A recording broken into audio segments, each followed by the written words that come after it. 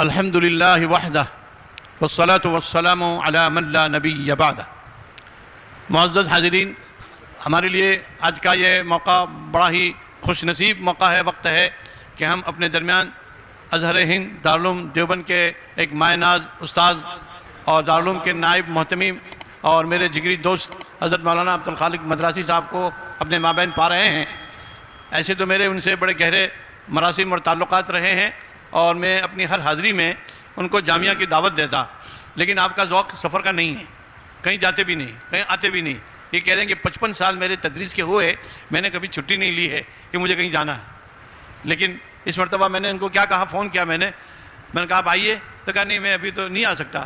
تو میں نے کہا اچھا پھر میرے مرنے کے بعد آ جانا۔ میں نے کہا کہ ابھی نہیں آ سکتے، تو میرے مرنے کے بعد آپ جب خبر سنے کہ وستانوی جو ہیں اس دنیا سے دار فانی چلے گئے تب آپ آنا۔ تو وہ جملہ انہوں نے قبول کر لیا اور کہا کہ نہیں چلو میں آتا ہوں۔ تو وہ آئے، بہت ہی خوش ہوا ان کے آنے سے، ہمیں بہت ساری باتیں جاننے کو ملی، سیکھنے کو ملی۔ اب لیکن حضرت کا کل صبح 8 بجے کی فلائٹ کی واپسی ہے اور جامعہ ڈابھیل ان کو میں نے کہا کہ آپ ضرور تشریف لے جائیں گے، تو ان کی تمنا تھی کہ ازہر گجرات جامعہ ڈابھیل کو بھی ہمیں ملنا ہے، تو یہاں سے بائی اویس ان کو لے کر جائیں گے ڈابھیل اور وہاں رات قیام کریں گے اور صبح 8:15 بجے کی فلائٹ سے وہ چلے جائیں گے۔ دعا کریں کہ بس سلامت روی اور باز آئے کہ ابھی جا رہے ہیں، اللہ کرے کہ وہ دوبارہ آپ کے پاس آئیں۔ تو میں حضرت سے گزارش کروں گا کہ وہ اپنے مواعظ سے ہم کو مستفیض فرمائیں۔ جزاک۔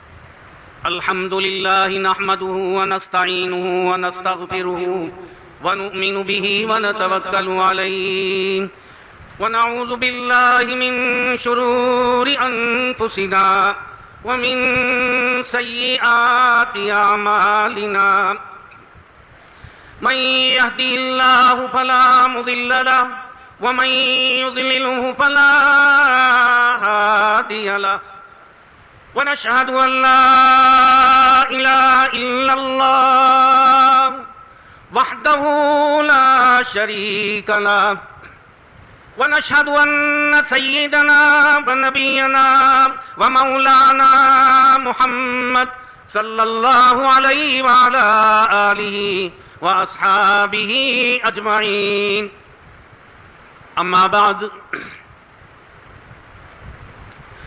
قال الله تبارك وتعالى في القرآن المجيد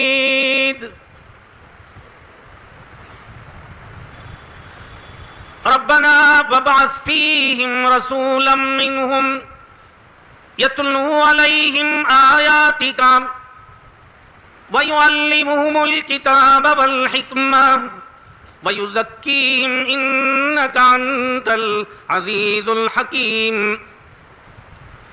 قال النبي صلى الله عليه وسلم العلماء ورثة الأنبياء إن الأنبياء لم يورثوا دينارا ولا درهما إنما ورثوا هذا العلم أو كما قال عليه الصلاة والسلام۔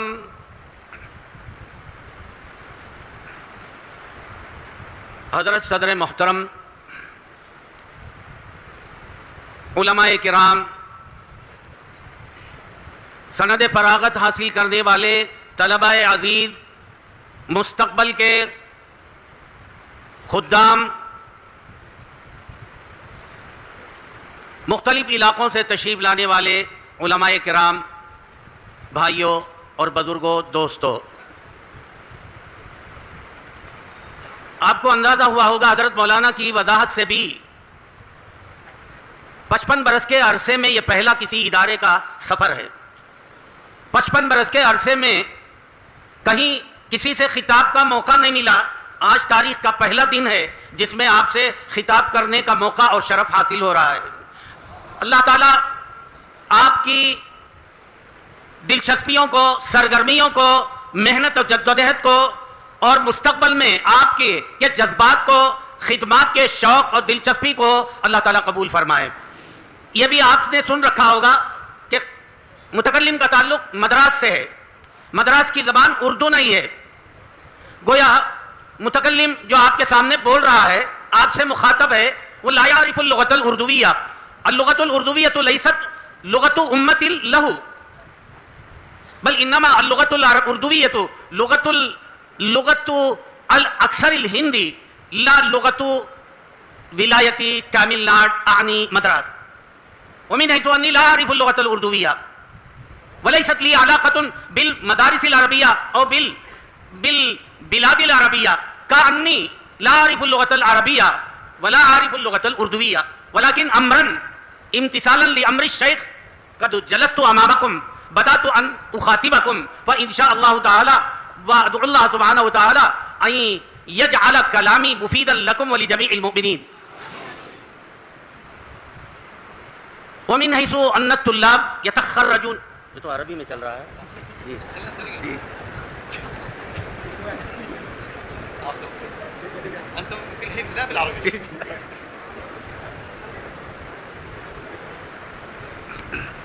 آج آپ کے لیے بےحد خوشی اور مسرت کا دن ہے، یہ آپ کی سعادت ہے.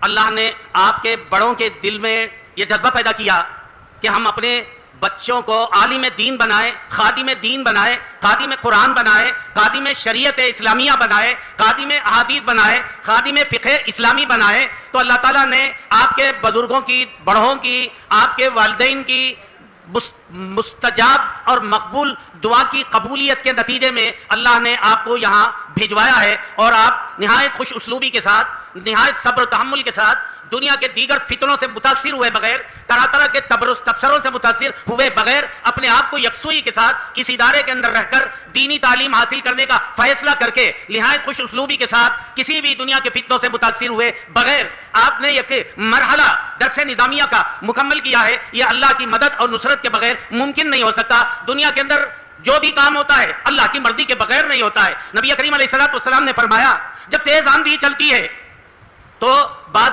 درختوں کو آپ دیکھتے ہوں گے بہت نیچے اوپر وہ درخت بڑے بڑے ہوتے ہیں، ہلتے ہیں، اور حتیٰ کہ شاخیں اس کی ٹوٹ جاتی ہیں.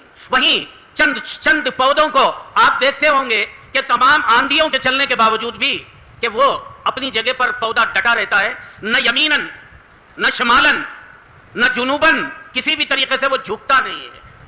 رسول اللہ صلی اللہ علیہ وسلم نے فرمایا یہ پودا اللہ کی حکم کا تابع ہے، یہ درخت بڑے بڑے درخت بھی اللہ کے حکم کے تابع ہیں. لہذا اللہ کی مرضی کے بغیر وما تسقط من ورقۃ الا یعلمها، کہیں کالے پہاڑ پر بلند و بالا چوٹی پر کوئی بھی پتا ٹوٹ کر نیچے گرتا ہے اللہ کے علم ہے. اللہ کی مرضی کے بغیر کوئی کام دنیا میں انجام پذیر نہیں ہو سکتا ہے. لہذا اللہ نے آپ کو قبول کیا، اللہ نے یہاں آنے کی رہبری کی، رہنمائی فرمائی، آپ کے بڑوں کے دل میں جذبہ پیدا کیا کہ اپنے بچوں کو عالم دین بنائیں، خوش قسمت انسانوں میں ان کو شامل کروایا جائے.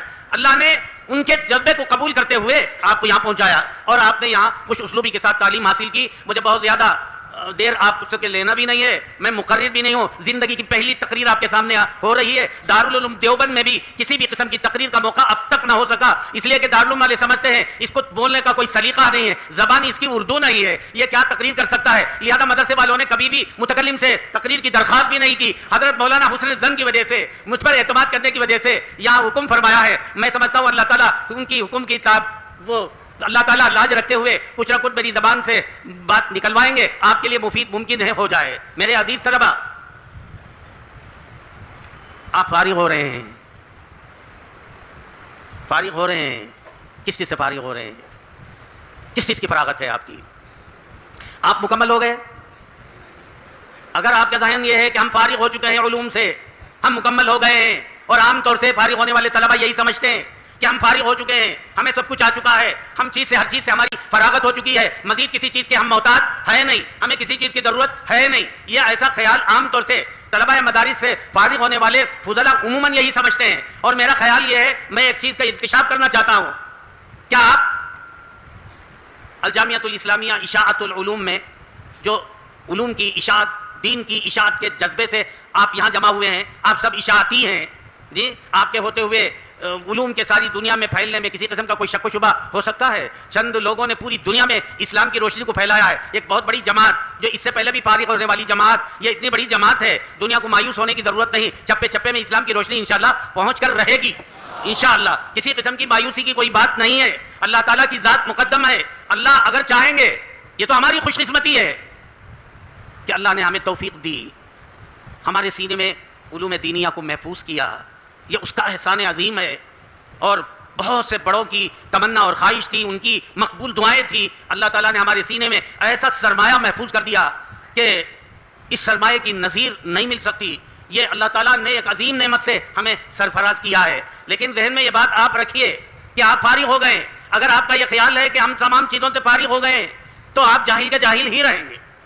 اگر آپ نے یہ طے کر لیا کہ ہمیں کچھ بھی نہیں آیا ہے، ہمیں آتا نہیں ہے، ہم جاہل ہیں، ہمیں تو معمولی چند چیزیں معلوم ہوئی ہیں، بے شمار چیزیں ہمارے دائرے اختیار سے دائرے معلومات سے الگ ہیں، ہمیں بہت سی معلومات حاصل کرنی ہے، ہمیں جدوجہد کرنی ہے، ہمیں کوشش کرنی ہے، ہاتھ پیر ہمیں چلانا ہے، تو کسی درجے میں کامیابی کی امید رکھی جا سکتی ہے. اگر آپ کا یہ فیصلہ ہے کہ ہم فارغ ہو گئے تو آپ غلط فہمی میں مبتلا ہیں. آپ کا نصاب درس نظامیہ کس چیز کی ضمانت دیتا ہے؟ درس نظامیہ کس چیز کی ضمانت دیتا ہے؟ آپ کو عالم بنا دے گا درس نظامیہ؟ درس نظامیہ کے پڑھنے کی وجہ سے آپ عالم بن گئے؟ میری بات سمجھ میں آ رہی ہے آپ کے؟ کیا آپ درس نظامیہ کی وجہ سے عالم بن گئے؟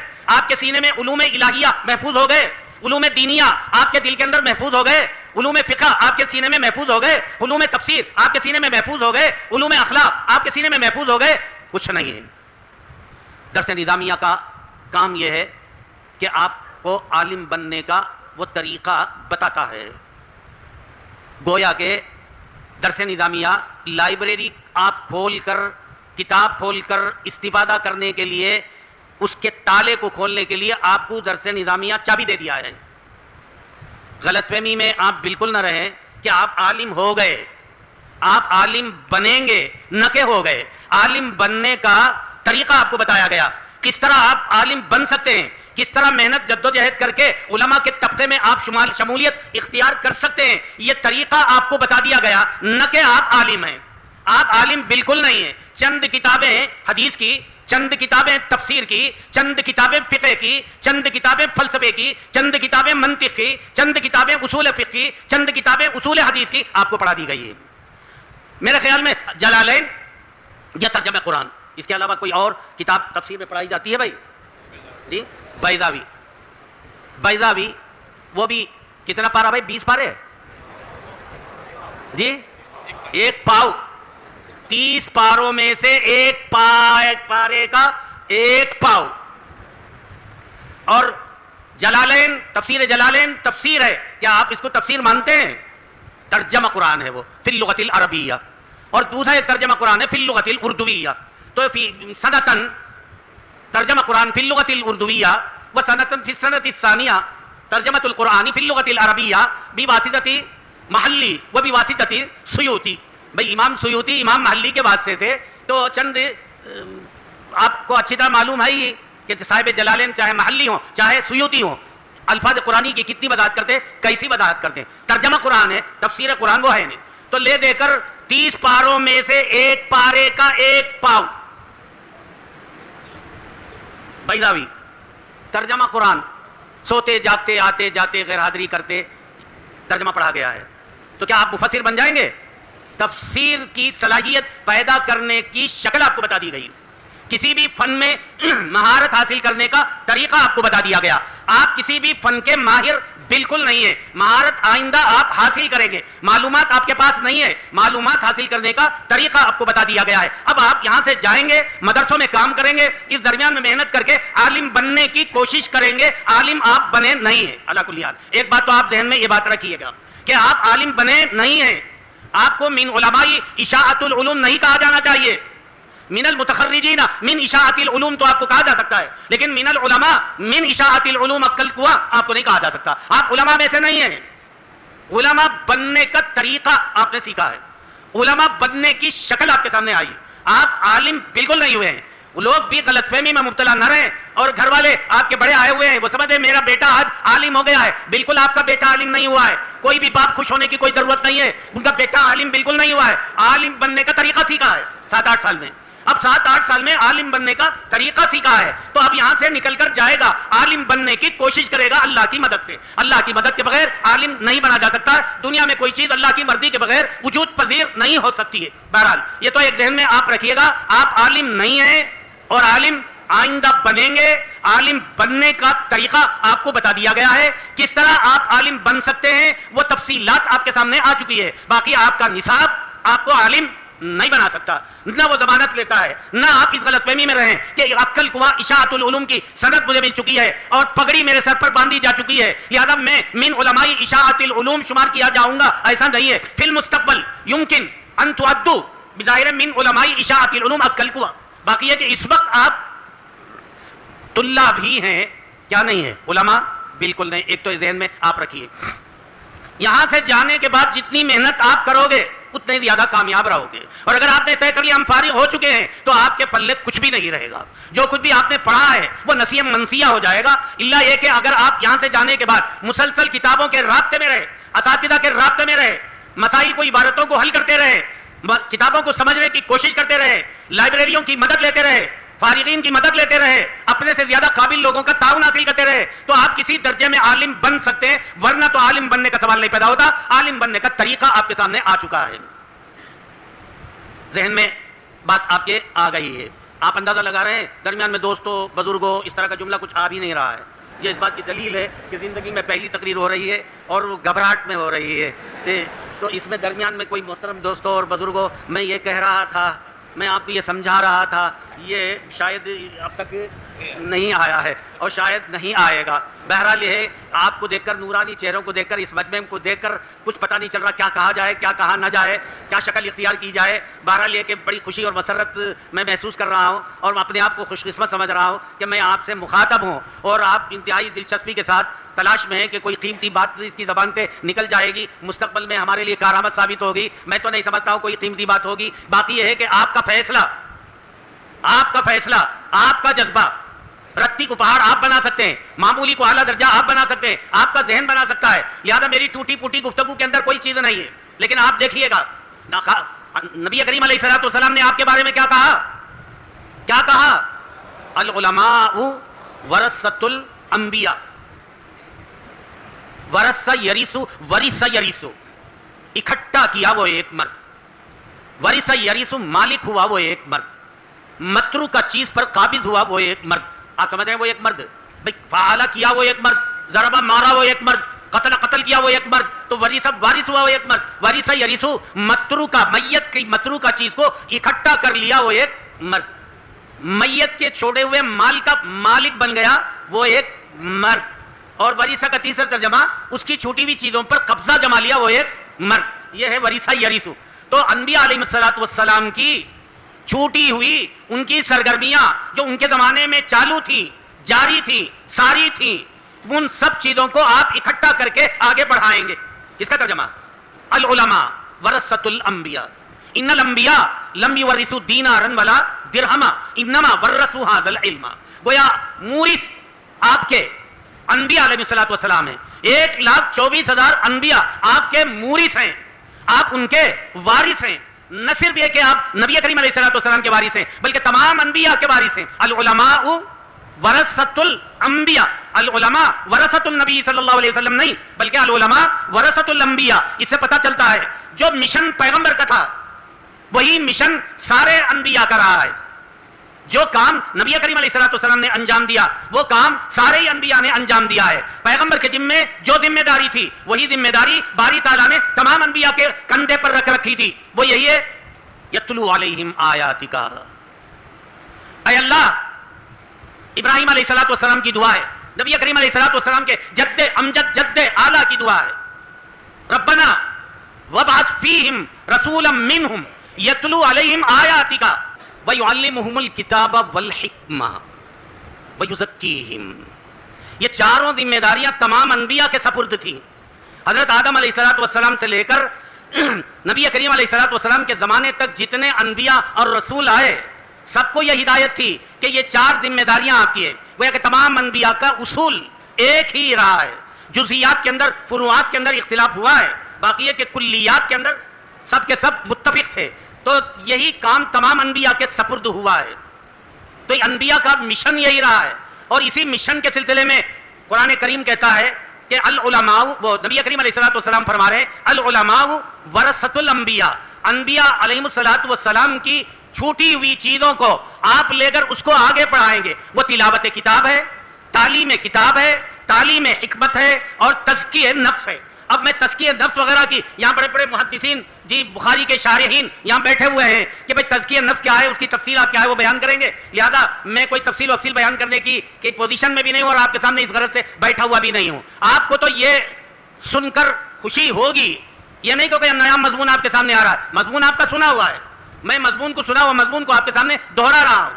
اللہ نے انبیاء کے سینوں میں جو سرمایہ, جو خزانہ محفوظ ودیعت کیا تھا, وہ وہی بیعینی خزانہ آپ کے سینوں میں بھی اللہ تعالیٰ نے ودیعت کر رکھا ہے. اس کی آپ کو قدر کرنی پڑے گی, اکیلے میں بھی, مجمع میں بھی, عوام میں بھی, تنہائیوں میں بھی, سفر میں بھی, ہر جگہ آپ کو اس کا خیال رکھنا پڑے گا. اللہ نے ہمیں وہ مقام عطا کیا جو انبیاء کو عطا کیا ہے, وہ ذمہ داری اللہ نے ہمارے عطا کی ہے جو ذمہ داری انبیاء کے سپرد اللہ نے کیا ہے. لہذا آپ تعلیم کتاب بھی کریں گے, آپ تعلیم حکمت بھی کریں گے, آپ تلاوت کتاب بھی کریں گے, آپ تزکیہ نفس بھی کریں گے. یہ ساری چاروں کے چاروں ذمہ داریاں وارث ہونے کی حیثیت سے آپ کے ذمہ ہے. آپ اس کام کو انجام دیں گے, اس کو آپ ذہن میں رکھیے گا. العلماء ورثۃ الانبیاء ان الانبیاء لم یورثوا دینارا ولا درہما انما ورثوا ھذا العلم. میرے عزیزو اور میرے دوستو, نوجوان ساتھیو, آپ کا جوان خون ہے, آپ کے اندر جوانی ہے. حالات کو دیکھیے گا, ہمارے عقائد کو بگاڑنے کی کوشش کی جا رہی, ہمارے سرمایے کو بگاڑنے کی کوشش کی جا رہی, ہماری کتاب کو مخدوش کرنے کی کوشش کی جا رہی, ہمارے پیغمبر کے دامن کو داغدار کرنے کی کوشش کی جا رہی ہے. طرح طرح کے الزامات ہم پہ عائد کیے جا رہے ہیں, طرح طرح کی کوششیں جاری ہیں, طرح طرح کے منصوبے اسلام اور مسلمانوں کے خلاف چل رہے ہیں, طرح طرح کے پروگرام مسلمانوں کے خلاف کرے جا رہے ہیں. ایسی صورت میں ہماری ذمہ داریاں دو چند بڑھ جاتی ہیں, ہماری ذمہ داریاں بہت زیادہ بڑھ جاتی ہیں. ایسے موقع پر لوگوں کے عقائد کو درست رکھنا ہمارے ذمہ ہے, لوگوں کے خیالات کو درست رکھنا ہمارے ذمہ ہے, لوگوں کے نظریات کو درست رکھنا ہمارے ذمہ ہے. اسلام اور مسلمانوں سے متعلق, قرآن اور حدیث سے متعلق, انبیاء علیہ الصلوۃ والسلام سے متعلق, ہمارے اکابر سے متعلق, صحابہ کرام سے متعلق اور تبع تابعین سے متعلق, تابعین کے متعلق, ائمہ اربعہ کے متعلق طرح طرح کے الزامات اس زمانے میں عائد کیے جا رہے ہیں, طرح طرح کے مباحث چھیڑے جا رہے ہیں. ایسے موقع پر نہایت چوکنا ہو کر, دلچسپی لے کر, دن اور رات لگ کر ہمیں ان تمام الزامات کا دندان شکن جواب دینے کی تیاری ہمیں کرنی پڑے گی. یہ ہمارے ذمہ ہے. جو کام کسی زمانے میں انبیاء کے ذمہ تھا, اللہ نے آپ کی خوش خدمتی ہے, اللہ نے آپ کے حوالے کر رکھا ہے. جو کام انبیاء کرتے رہے وہ اس زمانے کے علماء کریں گے,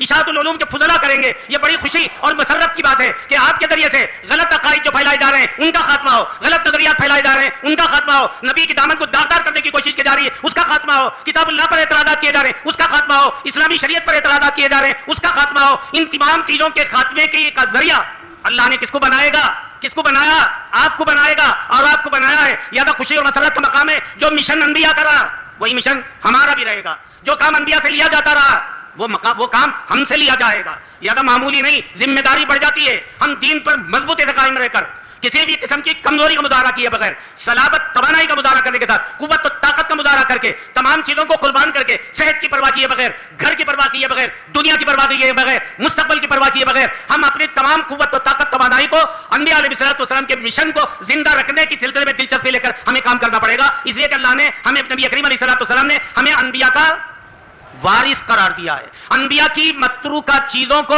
آپ اپنائیں گے, ان کی چھوٹے ہوئے کاموں کو آپ آگے بڑھائیں گے. لہذا یہ تسلسل قیامت تک جاری رہے گا. لہذا اسلام کا بگڑنے والا کچھ بھی نہیں, اسلام کا بگڑے گا نہیں, کتاب اللہ کا نہیں بگڑے گا. دنیا نے کتاب اللہ کو بگاڑنے کی کوشش کی, نہیں بگڑا.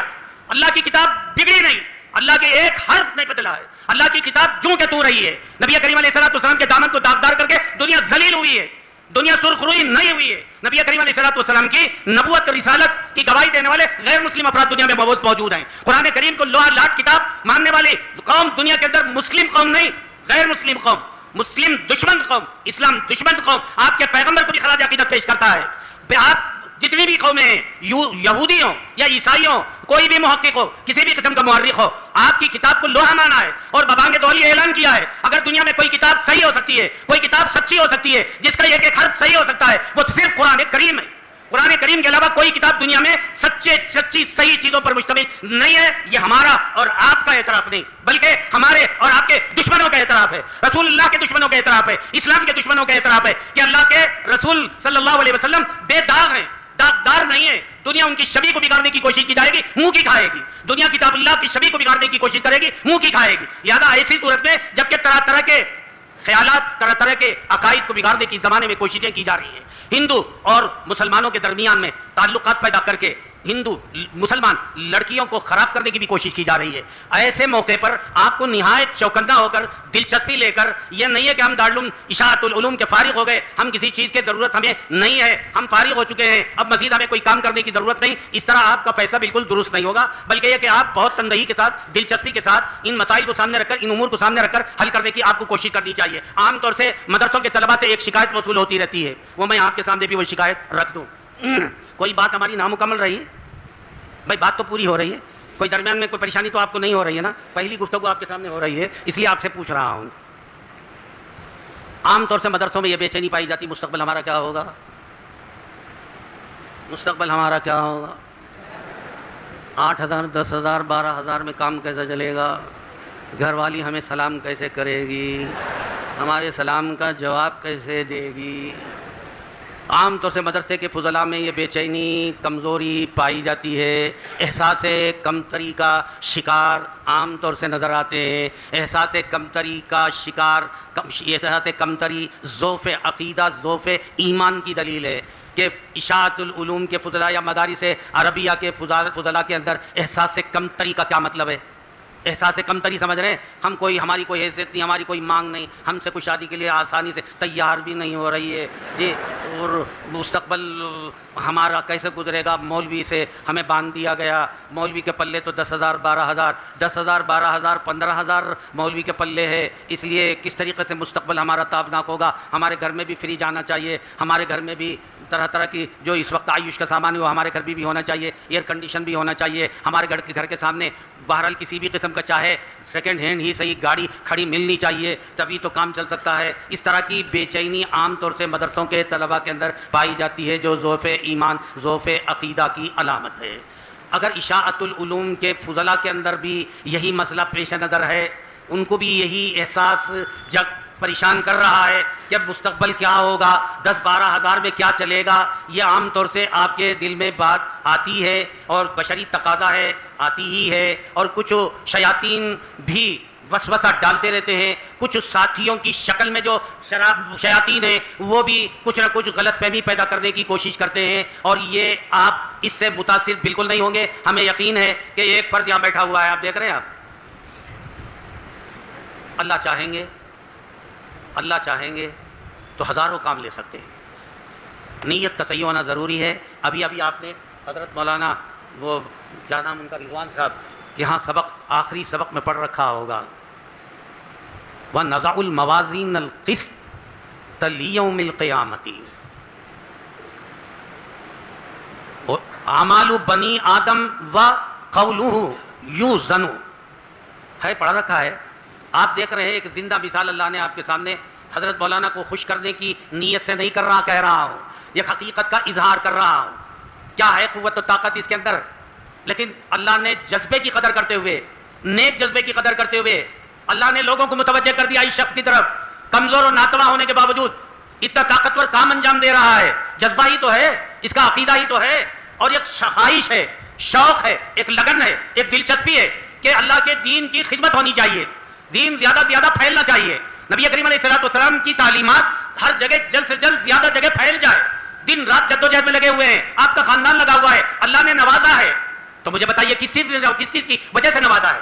اللہ نے کتنا کام لے رہا ہے، کتنا کام آئندہ لے گا، خاندان والوں سے کتنا کام لے گا. یہ خوش قسمتی کی بات ہے. اللہ مولانا کی خدمات کو قبول فرمائے، مولانا کو صحت کاملہ عطا فرمائے. صحت کے ساتھ اللہ تعالیٰ آپ کی عمر کو دراز کرے، تاکہ ایک اشاعت العلوم نہیں ہے، مختلف علاقوں میں مختلف اشاعت العلوم کے قیام کا سبب اللہ تعالیٰ مولانا کو بنا دے، اور اللہ تعالیٰ دین کی خدمت کو اس طرح ان کے ذریعے سے عام کرے. آپ دعا کیجیے اللہ تعالیٰ بہت صحت کے ساتھ، عافیت کے ساتھ اللہ میاں حضرت کی عمر میں طوالت عطا فرمائے. اللہ تعالیٰ حضرت مولانا کی قوت و طاقت کے اندر توانائی پیدا فرمائے. اللہ تعالیٰ کمزوری دور فرمائے، اللہ تعالیٰ بیماریوں کو دور فرمائے. سب حضرات آپ دعا فرمائے اللہ تعالیٰ تمام مسلمانوں کو وباؤں سے، بیماریوں سے، پریشانیوں سے، الجھنوں سے، غربت و فقر و فاقہ سے، تنگیوں سے، تنگ دستی سے اللہ تعالیٰ تمام ہی دنیا کے مسلمانوں کی حفاظت فرمائے. میرے عزیز و دوستو، آپ حضرات کو دیکھ کر ایک جذبہ پیدا ہوتا ہے، کیا ہندوستان سے یا دنیا سے اسلام کو آسانی سے آپ کے موجود رہتے ہوئے مٹا دیا جائے گا؟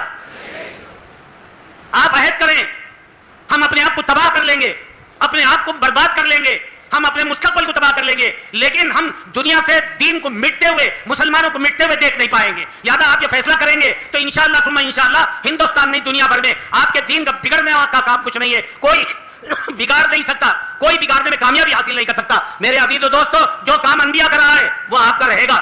لہذا آپ دنیا میں دلچسپی کے ساتھ، خوش اسلوبی کے ساتھ، صحیح جذبے کے ساتھ، احساس کمتری کا شکار ہوئے بغیر، لوگوں کے تبصرے سے متاثر ہوئے بغیر، شیاطین کے وساوس سے متاثر ہوئے بغیر آپ اللہ کی مدد لے کر اللہ کے کام کو پوری دلچسپی کے ساتھ، پوری دلچسپی اور خوشی کے ساتھ، پورے جذبے کے ساتھ کریں۔ اللہ تعالیٰ جیسے حضرت کو نوازا ہے آپ تمام حضرات کو بھی نوازے گا۔ اللہ کے خزانے کے اندر کوئی کمی نہیں ہے، وہ تو یہ چاہتا ہے کہ میرا بندہ مجھ سے مانگے، میرے قریب آئے، میں اس کے طرف دوڑ کے جانے کے لیے تیار ہوں۔ لہذا آپ یہ دور حدیث سے فراغت کے بعد نبی کریم علیہ السلام کی حدیث کو سامنے رکھ کر العلماء ورثۃ الانبیاء، اور انبیاء کے چاروں مشن ہیں، اسی مشن کو آپ اپنائیں اور شریعت کی حفاظت کا ذریعہ بنے، رسول اللہ کی تعلیمات کی حفاظت کا ذریعہ بنے، اس کو اشاعت اور اس کی تبلیغ کا ذریعہ اللہ تعالیٰ آپ کو بنائے، اور آپ کی جدوجہد کو قبول بھی فرمائے، اور آپ کے بڑوں کی دعاؤں کو قبولیت عطا کرتے ہوئے آپ کے اعمال کو، آپ کے جذبات کو بھی اللہ تعالیٰ قبولیت عطا فرمائے، اور آپ کی مدد بھی فرمائے قدم قدم پر۔ اللہ تعالیٰ دین کی حفاظت کے لیے آپ کو قبول فرمائے، اور کسی بھی قسم کی شیطانی وساوس میں پڑنے سے اللہ تعالیٰ ہماری حفاظت فرمائے۔ یہ اللہ سے دعا بھی کرتے رہے۔ اور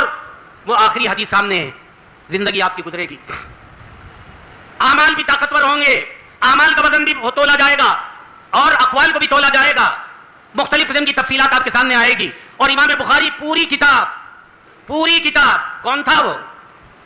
بھئی امام بخاری کون تھے؟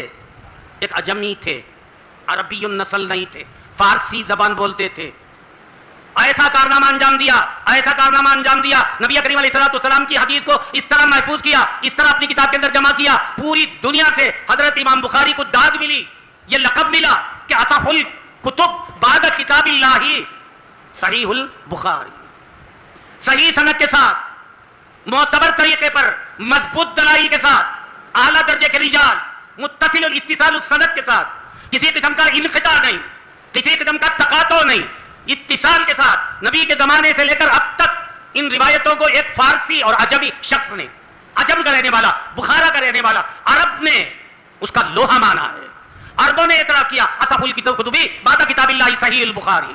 یاد ہے ایک عجمی آدمی، عربی زبان سے اس کا کوئی تعلق نہیں، کبھی کبھی بخاری کی شرح لکھتے ہوئے فارسی لفظ لکھ جاتے ہیں، اتنے زیادہ فارسی ان کی ذہن و دماغ پر حاوی تھی، عربی نہیں جانتے تھے وہ، لیکن اس کے باوجود اللہ نے ان کے دل کے جذبے کو سامنے رکھ کر، ان کی نیک نیتی کو سامنے رکھ کر، ان کے صالح مقاصد کو سامنے رکھ کر، ان کی جدوجہد کو سامنے رکھ کر، ان کے شب و روز کی دلچسپیوں کو سامنے رکھ کر اللہ نے انہیں اتنی مقبولیت عطا کی، آپ کی اللہ کی کتاب کے بعد سب سے اعلیٰ درجے کی کتاب، سب سے صحیح کتاب، آپ کی محفوظ کردہ مرتب کردہ کتاب کو یہ لقب ملا ہے۔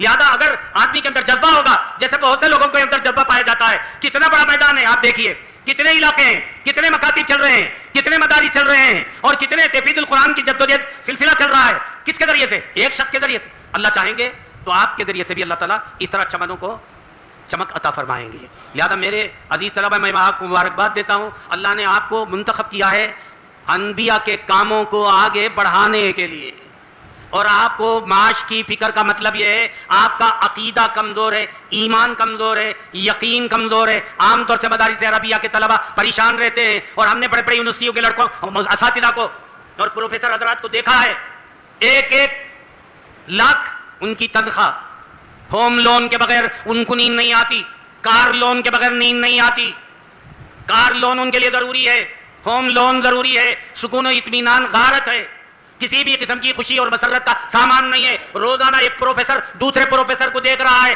کہ اس کے گھر کے سامنے تو آڈیو ہے،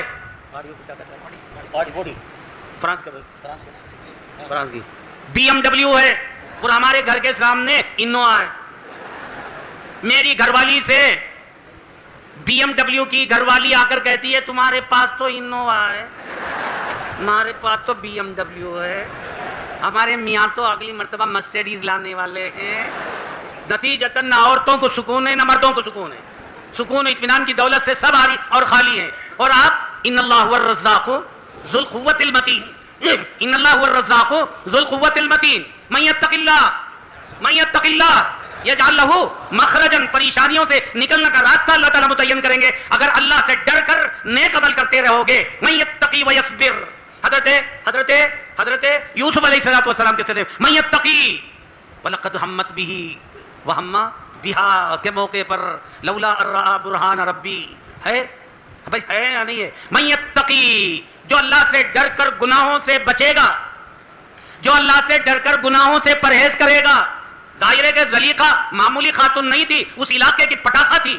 حضرت یوسف علیہ السلام بے نظیر حسین و جمیل حسن و جمال کے مالک تھے، تو زلیخا بھی کسی سے کم نہیں تھی. اس کے باوجود بھی ظاہر ہے کہ آپ نے دیکھا اپنے آپ پر کنٹرول کرتے ہوئے حضرت یوسف علیہ السلام نے اس کے جال میں پھنسنے سے اپنے آپ کو روکا. من یتقی ویصبر، جیل میں ڈال دیا تھا، جیل کی پریشانیوں کو خندہ پیشانی سے صبر و تحمل کے ساتھ قبول کیا. من یتقی ویصبر فإن اللہ لا یضیع اجر المحسنین، ایسے نیک لوگوں کے اجر و ثواب کو اللہ تعالیٰ ضائع نہیں کرتے. ومن یتوکل علی اللہ فہو حسبہ، ایک ایک آیت آپ سے چیخ چیخ کر کہہ رہی ہے، اس کے باوجود آپ کو یہ فکر ستا رہی ہے کہ 10,000 12,000 10,000 12,000 15,000 سے زیادہ نہیں ہے، اعلیٰ درجے کی بیوی نہیں ملے گی، بیوی سلام بھی نہیں کرے گی، مارے سلام کا جواب بھی نہیں دے گی. اگر ہمارے حالات اتنے پتلے ہوں گے تو آخر ہماری کیا حیثیت بنے گی؟ اس قسم کی فکر کا کیا مطلب ہے؟ مولانا کو پریشانی ہو رہی ہے. اللہ جب نوازنے پر آئیں گے تو نوازیں گے، دلوں کو وہ دیکھتے ہیں. بخاری شریف کی پہلی حدیث کیا ہے بھائی؟ انما الاعمال بالنیات. اللہ تعالیٰ پگڑی کو بالکل نہیں دیکھیں گے، بالکل غلط فہمی میں نہ رہیے گا آپ. یہ سفید سفید چاہے کالی کالی پگڑی پہن لیا، پگڑی کو نہیں دیکھیں گے. لمبے لمبے کرتے ہوں، اللہ میاں اس کو نہیں دیں گے. لمبی داڑھیوں کو بھی نہیں دیکھیں گے. اللہ تعالیٰ کی ٹیسٹنگ راڈ دل پر لگے گا. اللہ تعالیٰ دلوں کو جانچیں گے، اللہ تعالیٰ دلوں کو دیکھیں گے کہ دل کے اندر کتنی طاقت ہے، نیت کے اندر کتنی طاقت ہے، اس کے ارادے کتنے مستحکم ہیں، کتنی مضبوطی اس کے ارادے کے اندر پائی جاتی ہے، اس کے مقاصد کتنے اعلیٰ ہیں. ظاہر ہے کہ اس کو سامنے رکھ کر اللہ تعالیٰ فیصلہ کرتے ہیں. اس پگڑی کو سامنے رکھ کر، داڑھی کو سامنے رکھ کر، لمبے کرتے کو صدری کو سامنے رکھ کر اللہ تعالیٰ کوئی فیصلہ نہیں کرتے. اللہ کی نظر انتخاب کس پر پڑتی ہے؟ دل پر پڑتی ہے، دل کی کیفیتوں پر پڑتی ہے. لہذا آپ کو پریشان ہونے کا کیا مطلب ہے؟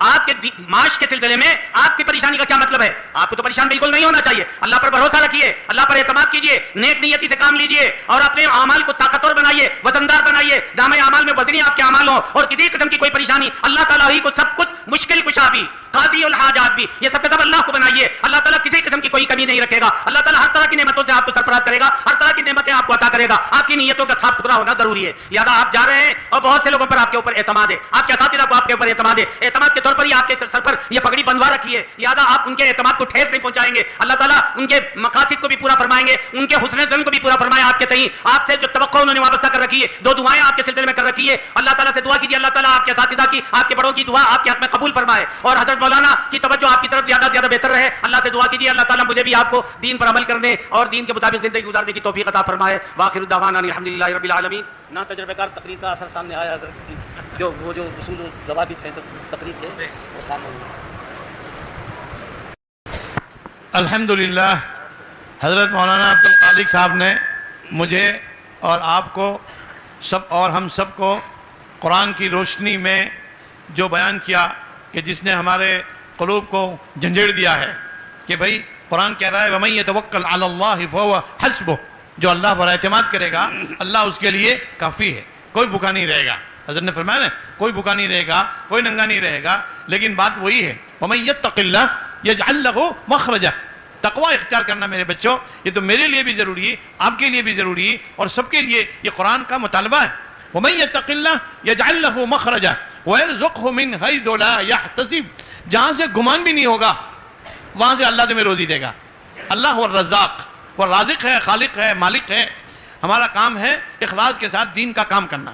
آپ حضرات یہاں سے فارغ ہو کر جا رہے ہیں، میں تو ایک ہی دعا کرتا ہوں کہ اللہ میرے ہر بچے کو خادم قرآن بنائے، خادم حدیث بنائے اور اللہ میری اور آپ کی سب کی حب دنیا سے حفاظت فرمائے. حب الدنیا رأس کل قطیعہ، دنیا کی محبت ہر گناہ کی جڑ ہے. اللہ ضرورت کو پورا کرے، وہ قاضی الحاجات ہیں، وہ قاضی الحاجات ہیں. وہ آپ کی ضرورت، ہماری ضرورت اور وہ پوری انسانیت کی ضرورت کو پورا کرنے والا ہے. نمازوں کا اہتمام، دعاؤں کا اہتمام، قرآن شریف کی تلاوت کا اہتمام، غریبوں کے ساتھ ہمدردی، بیواؤں کے ساتھ ہمدردی، یتیموں کے ساتھ محبت، یہ ساری چیزیں وہ صفات ہیں جو رسول اللہ صلی اللہ علیہ وسلم کی حیات طیبہ میں ہم کو بڑے وثوق کے ساتھ ملتی ہے. آپ صلی اللہ علیہ وسلم کے اور ماں حضرت فاطمہ الزہرا رضی اللہ تعالیٰ عنہ، حضرت علی رضی اللہ تعالیٰ عنہ کا نکاح کا وقت آیا، انہوں نے خواہش ظاہر کی تو کہا کہ میرے پاس تو کچھ نہیں ہے. حضرت علی نے فرمایا کہ یا رسول، تو حضور نے فرمایا کہ علی وہ زرہ تم کو دیا تھا وہ، ہاں وہ ہے، تو اچھا بیچ دو اس کو. لو نبی کی بیٹی کا نکاح ہو رہا ہے. ہم مولویوں کو سب سمجھنے کی باتیں یہ ہے صحابہ کرام کی زندگیاں، کوئی بھوکا نہیں رہا.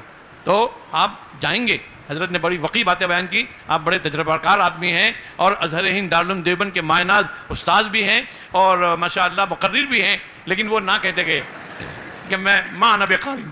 انہوں نے اسی کو بتایا, ما انا بقارن, میں پڑھا ہوا نہیں ہوں. آپ ماشاءاللہ شمائل ترمذی کے بڑے کامیاب مدرس ہیں.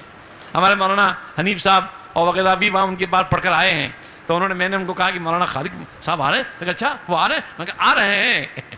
تو وہ آ گئے اور اب تو انشاءاللہ ان کو ہر سال ان کو آنا پڑے گا. انشاءاللہ جو ایک مرتبہ پھنسا وہ پھنس گیا. مولانا سے ہمارے بڑے گہرے مراسم ہیں, گہرے تعلقات ہیں, خالص لوجہ اللہ الکریم. اللہ نے ان کو بڑی صلاحیتوں سے نوازا ہے. تب یہ میرے اس جملے پر آ گئے کہ میرے مرنے کے بعد آنا بنے گا. یہ کہہ رہے کہ میں تو نہیں آتا. میں کہا جاؤ بھائی مت آنا, مرنے کے بعد آنا. پھر تب انہوں نے کہا کہ نہیں اب تو میرے کو جانا ہی پڑے گا. تو وہ آگے, اللہ ان کو جزائے خیر دے. دعا کریں کہ اللہ ان کی سفر کو آسانی کے ساتھ پورا کرے, یا دارالعلوم کی ان کی خدمات جلیلہ کو قبول فرماوے. اللہ دارالعلوم کو, مدارالعلوم کو, ندوہ کو, ہندوستان بلکہ تمام چھوٹے بڑے مدارس کو اللہ ہر اعتبار سے ترقی عطا فرمائے.